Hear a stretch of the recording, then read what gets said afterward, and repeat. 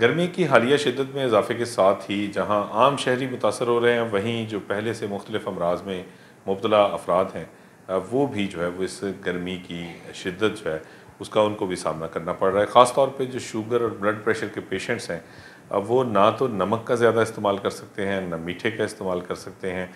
वो उनको किस तरह ये गर्मी जो है वो अफेक्ट कर रही है, इस सब पे बात करने के लिए Mumtaz physician professor doctor Aftab Mohsin हमारे साथ मौजूद हैं। हमसे बात करेंगे।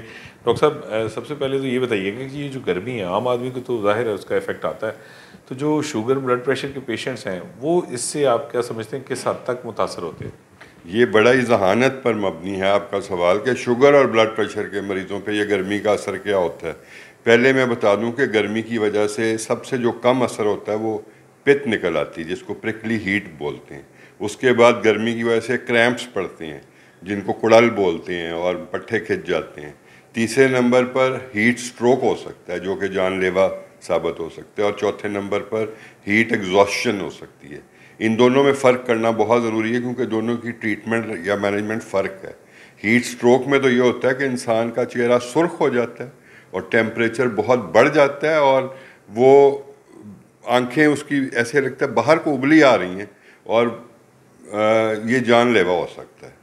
हीट एग्जॉस्शन में ये होता है कि ठंडे पसीने आ रहे होते हैं, मरीज़ का टेम्परेचर नहीं बढ़ता और वो बिल्कुल एग्जॉस्ट हो जाता है, और वो ऐसे गिर जाता है और उसके गुर्दों पे असर होने का ख़तरा होता है। तो ये दोनों कंडीशन जानलेवा हैं। इसका जो है ख्याल इसी तरह रखना है कि आपने डायरेक्ट गर्मी में नहीं रहना, ढीले ढाले सूती कपड़े पहनने, अपने सर को कवर्ड रखें तो बेहतर है, और उसके बाद आप थोड़े थोड़े वक्फे से पानी पिएं। अगर हीट क्रैम्प्स हो रहे हैं और आपको लग रहा है कि टेम्परेचर बढ़ गया, फिर तो ये इमरजेंसी है। अगर टेम्परेचर बढ़ गया तो फिर आपने फ़ौरन ठंडे पानी में नहा लेना है। और अगर मरीज़ आपको नज़र आता है कोई, जैसे खुदा न खास्ता इमरजेंसी में लोग हीट स्ट्रोक से तो चलते चलते गिर जाते हैं या हीट एग्जॉस्शन से, तो उनको फ़ौरन साए में लेकर आना है, उनको ठंडे पानी के साथ गीला कर देना है और हवा उनके ऊपर झलनी है। और जो ब्लड प्रेशर के मरीज़ हैं उनके लिए और शुगर के मरीज़ों के लिए बहुत ज़रूरी है कि अपनी अद्वियात जारी रखें। इन दोनों चीज़ों को, ब्लड प्रेशर और शुगर को, कंट्रोल रखें। और जब उनको लगे कि उनके टांगों में क्रैम्प्स पड़ रहे हैं, उनके हाथों और उंगलियां जो अकड़ रही हैं, या उनको पेशाब कम आना शुरू हो गया है, हीट स्ट्रोक में और हीट एग्जॉस्शन में पहली निशानी यह है कि छोटा पेशाब जो यूरिन है वो कम आना शुरू हो जाता है, क्योंकि डिहाइड्रेशन की तरफ इंसान जा रहा होता है। तो उस वक्त सबसे अहम चीज़ है पानी पीना।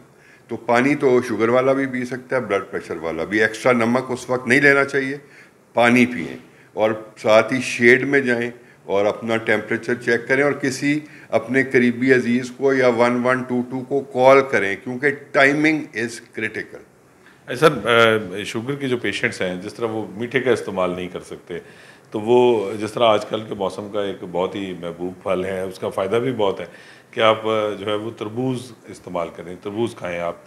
तो इसी तरह जो शुगर के साथ साथ जो ब्लड प्रेशर का भी आर्जा होता है मेजॉरिटी लोगों में, बल्कि ये आप बेहतर इस पर जो है वो राय दे सकेंगे कि जो शुगर के साथ ब्लड प्रेशर है उसमें आप नमक का इस्तेमाल नहीं कर सकते, तो फिर आप स्कंजबी या इस तरह के जो, ताकि आपका जो इलेक्ट्रोलाइट बैलेंस है वो बेहतर हो सके और आप रिहाइड्रेट कर सकें, तो उसके लिए क्या करें, क्या खाएं ये दोनों अमराज के लोग?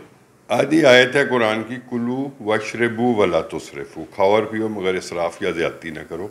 इसमें कहते हैं कि पूरी हिकमत इस आयत के, आदि आयत में है कि ये नहीं है कि शुगर के मरीज़ ने मीठा नहीं खाना, फल वो खा सकते हैं, लेकिन वो रखें उसको एक मॉडरेशन के अंदर, एक म्याना रवि के साथ खाएं। तरबूज खा सकते हैं? जी बिल्कुल खा सकते हैं, और स्कंजबी भी पी सकते हैं? स्कंजबी भी पी सकते हैं, मगर उसमें नमक की मिकदार कम रखें। तो ये नहीं है कि वो नहीं खा सकते। और ब्लड प्रेशर और शुगर की अद्वियात रेगुलर लें, ताकि आपकी शुगर और ब्लड प्रेशर कंट्रोल रहे। लोग ये समझते हैं कि ब्लड प्रेशर जो है ये लो हो जाएगा हमारा, या शुगर जो है लो हो जाएगी गर्मी की वजह से, वो दवाइयाँ लेनी छोड़ देते हैं। ये सबसे ज़्यादा नुकसानदेह। दवाई रेगुलर लें और अपनी शुगर और ब्लड प्रेशर को टेस्ट करते रहें। अभी 17 मई को वर्ल्ड हाइपरटेंशन डे गुजरा है, और नवंबर में वर्ल्ड डायबिटीज़ डे आएगा। पाकिस्तान में दोनों अमराज की शरह दुनिया में सबसे ज़्यादा है, शुगर की भी और ब्लड प्रेशर की भी। तो सबसे पहले ज़रूरी है कि 60% लोग जिनको ब्लड प्रेशर और शुगर है उनको मालूम ही नहीं है कि उनको ये अमराज हैं।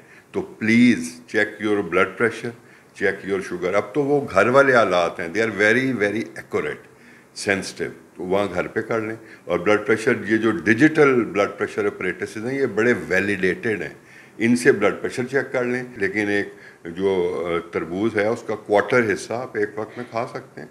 शुगर आपकी अगर कंट्रोल्ड है तो अपनी हाइड्रेशन का ख्याल रखना है। सबसे बड़ी अलामत क्या होगी? हीट आपके ऊपर असर कर रही है, छोटा पेशाब आना कम हो जाएगा, जिस्म तपने लगेगा और आपको या तो कमज़ोरी महसूस होगी, ठंडे पसीने आएंगे, या जिस्म बहुत गर्म हो जाएगा।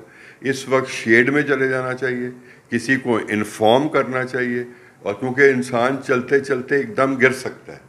अच्छा, शुगर ब्लड प्रेशर के लोग जो हैं उनको ये हीट जो वेव है ये आम आदमी से क्या ज़्यादा मुतासर करती है? जी बिल्कुल, उनमें ये आपने बड़ा अच्छा सवाल किया कि उनमें ये ज़्यादा मुतासर करती है। और जैसे मैंने पहले अर्ज़ किया है कि 50 to 60% लोगों को पता ही नहीं है कि उनको हाई ब्लड प्रेशर है या हाई शुगर है पाकिस्तान में। तो आप अपना ब्लड प्रेशर और शुगर चेक करवा लें, और अगर वो ज़्यादा है तो उसका इलाज करें। तो इन दिनों में ज़्यादा इलाज की ज़रूरत है, और अपने आप को हाइड्रेटेड रखें। पानी की कमी जो है दोनों सूरतों में बहुत नुकसानदेह है। पानी की कमी दोनों सूरतों में बहुत ज़्यादा नुकसानदेह है, फेटल हो सकती है, जानलेवा हो सकती है।